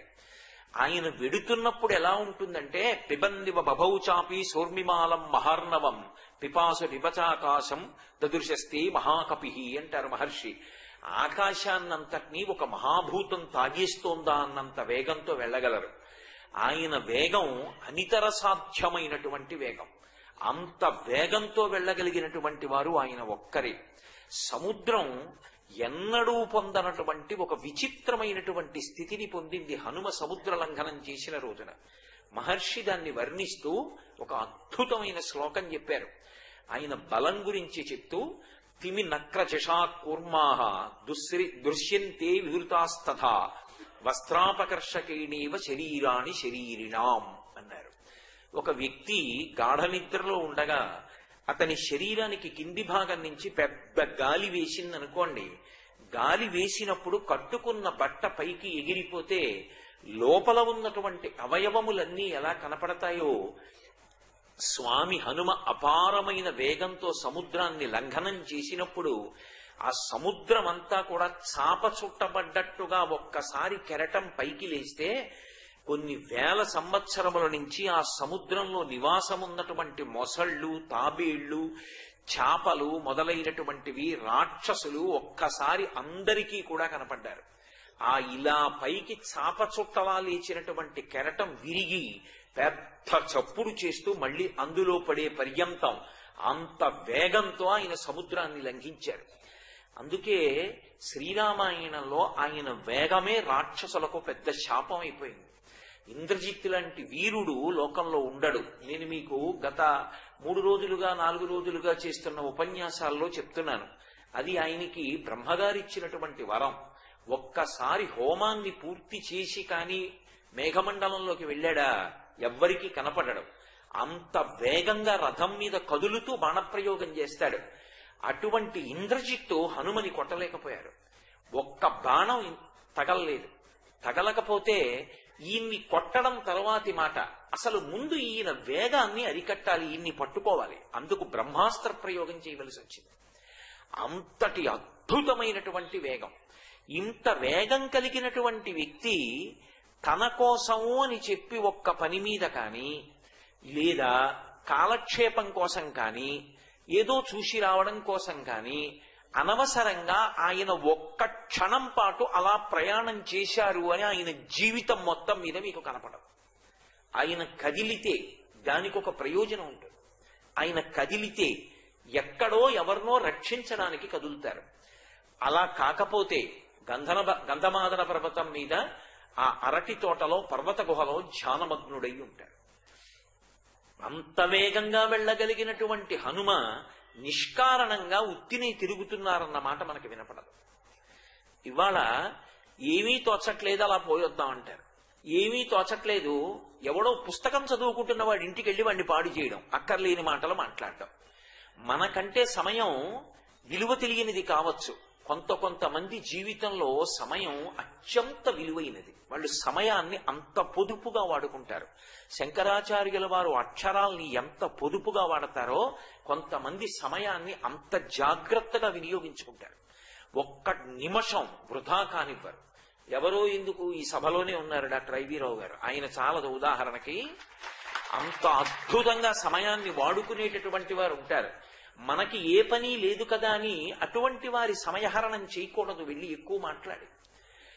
హనుమ జీవితంలో 2 విషయాల్లో మీరు చూడండి, ఎక్కడ ఎప్పుడు ఎంత మాట్లాడాలో అంతే మాట్లాడతారు తప్ప అనవసరంగా మాట్లాడరు. తనని తాను పొగుడుకుంటూ పెద్దల దగ్గర ఎప్పుడూ మాట్లాడరు. పెద్దలు తెలుసుకోవాలి హనుమ ఇంత ప్రజ్ఞాశాలి అని వాళ్ళు తెలుసుకుంటారు. ఆయన మాత్రం నేనిన్ని సాధించానని ఎప్పుడూ చెప్పరు. అంత సముద్ర లంఘనం చేసి అంతమంది రాక్షసుల్ని సంహరించి రావణాసురుడితో రాయబారం చెప్పి సీతామాత దర్శనం చేసి అభిజ్ఞానాన్ని ఆమెకిచ్చి ఆమె దగ్గర చూడామణిని స్వీకరించి మళ్లీ 100 యోజనల సముద్రాన్ని దాటి అన్ని వేల మంది వానరులకు ప్రాణభిక్ష పెట్టి సుగ్రీవుడి యొక్క మర్యాద నిలబెట్టి రామచంద్రమూర్తికి సీతమ్మ తల్లి క్షేమవార్త నివేదించినటువంటి హనుమ నేను లంకాపట్టణానికి వెళ్ళినప్పుడు ఇన్ని కార్యాలు సాధించానని కాని, నేను 100 యోజనముల సముద్రాన్ని ఇంత గొప్పగా లంఘించానని కాని ఒక్క మాట చెప్పారు. పరమ వినయంతో కొద్ది మాటలలో మాట్లాడతారంతే రాముడితో. తన ప్రజ్ఞ గురించి కాని తన గొప్పతనం గురించి కాని ఒక మాట మాట్లాడరు. సీతమ్మ వైభవం గురించి మాట్లాడతారు. నిజంగా హనుమ యొక్క ఉపాసన చేస్తే, హనుమ జీవితాన్ని పరిశీలిస్తే ఈశ్వరుడు మనకి ఏ విభూతినిచ్చాడో ఆ విభూతిని లోకం యొక్క రక్షణ కొరకు ఎలా ఉపయోగించాలో, దాన్ని స్వార్థ ప్రయోజనానికి ఎలా దుర్వినియోగం చెయ్యకుండా ఉండాలో అలవాటవుతుంది. అందుకే అసాధ్య సాధక అన్న బిరుదువాక్యాన్ని పొందారు మహానుభావుడు.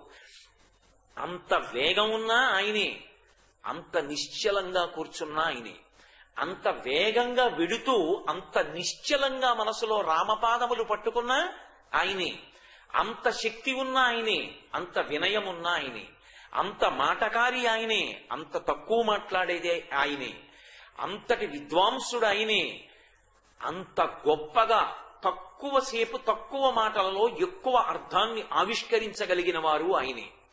2 భిన్నమైనటువంటి ప్రవృత్తులన్నీ కూడా హనుమయందు కేంద్రీకృతమై ఉంటాయి.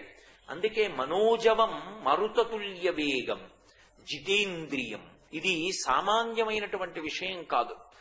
లోకంలో ఎన్నో సాధించానని చెప్పవచ్చు, కానీ ఇంద్రియాల్ని గెలవడం అంత తేలికైన విషయం కాదు. ఇంద్రియాణి బలిష్టాని నియుక్తాని మానద అపక్వస్య ప్రకుర్వంతి వికారాం స్థాననైకశః అంటారు వ్యాస భగవానుడు దేవీ భాగవతంలో. లోకములన్నీయున్ గెలిచినాడవు ఇంద్రియానీకము చిత్తమున్ గెలువనేరవు, నిన్ను నిబద్ధు చేయు భీషణ శత్రులార్గుర ప్రభిన్నుల చేసిన ప్రాణికోటిలో నీకు విరోధి లేడొకడు నిర్పున చూడుము ధనమేశ్వర అంటారు పోతన గారు భాగవతంలో. ప్రహ్లాదుడు హిరణ్యకశిపుడితో అంటాడు, నాన్న లోకాలన్నీ గెలిచాను, అది సాధించాను, ఇది సాధించానంటావు. నాన్నగారు, మీ ఇంద్రియాలని మీరు గెలిచారా? మీ ఇంద్రియాల్ని మీరు గెలిస్తే మీకు లోకంలో శత్రువు అన్నవాడు లేడు నాన్నగారు అంటాడు. మన కంటిని మనం గెలవలేము. చూడకూడనిది కనపడినప్పుడు చూడకూడనిది అని తెలిసినా చూడకుండా నిగ్రహించలేం. వినకూడనిది అని తెలిసినా వినకుండా ఉండం.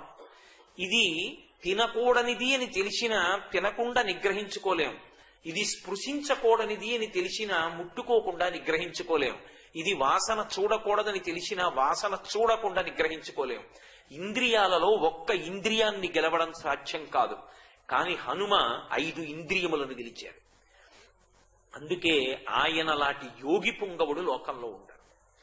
మీతో నేను ఒక పరమ సత్యం చెప్పవలసి వస్తే, అసలు లంక ఎందుకు కాలిపోయింది అంటే, ఎందుకు రావణ సంహారం అయిపోయింది అంటే హనుమ మాట వల్ల కాలిపోయింది. ఆయన ఒక మాట అన్నారు, సీతామాత దర్శనం చేసి యోగి పుంగవుడుగా కూర్చుని ఆగమిష్యతి సుగ్రీవ సర్వేషాంబో రిషూతన నీయమస్తి పురీం లంకా నయూయం నచరావణ అన్నారు. వచ్చేస్తున్నాడు సుగ్రీవుడు, ఈ లంక ఉండదు, ఈ లంక కాలిపోతుంది, రావణుడు సంహరింపబడతాడన్నారు. యోగి మాటకి ఎదురు లేదు. యోగి నిజం చెప్పడం కాదు, యోగి నోటి వెంట వచ్చిన మాట ఈశ్వరుడు నిజం చేస్తాడు. అందుకే పెద్దలైన వారి నోటి వెంట ఒక మాట వచ్చింది అనుకోండి, అది వమ్మవడాన్ని ఈశ్వరుడు అంగీకరించాడు. తనకి పరమభక్తుడైన వాడన్న మాటే అబద్ధమైపోతే ఇక ఈశ్వరుడు ఉన్నాడన్న ఆస్తిక్యం ఎక్కడుంటుంది? అందుకే భాగవతంలో బలిచక్రవర్తి ఆఖ్యానంలో ఒక మాట అంటాడు, వాడు నా కొరకు రక్షింపవలయువాడు అంటాడు. యోగిని ఎందుకు రక్షిస్తాను భక్తుణ్ణి అంటే, వాణ్ణి రక్షించడానికి కాదు, అటువంటి వాడు రక్షింపబడకపోతే నేనున్నానని ఎవరు నమ్మరు. నా కోసం భక్తుణ్ణి రక్షిస్తున్నాను, వాడి కోసం కాదన్నాడు. మహాయోగి హనుమ నోటి వెంట ఒక మాట వచ్చిందా, ఆ మాట నిజమైపోవలసిందే. మీరు పరాశర సంహిత చదవండి.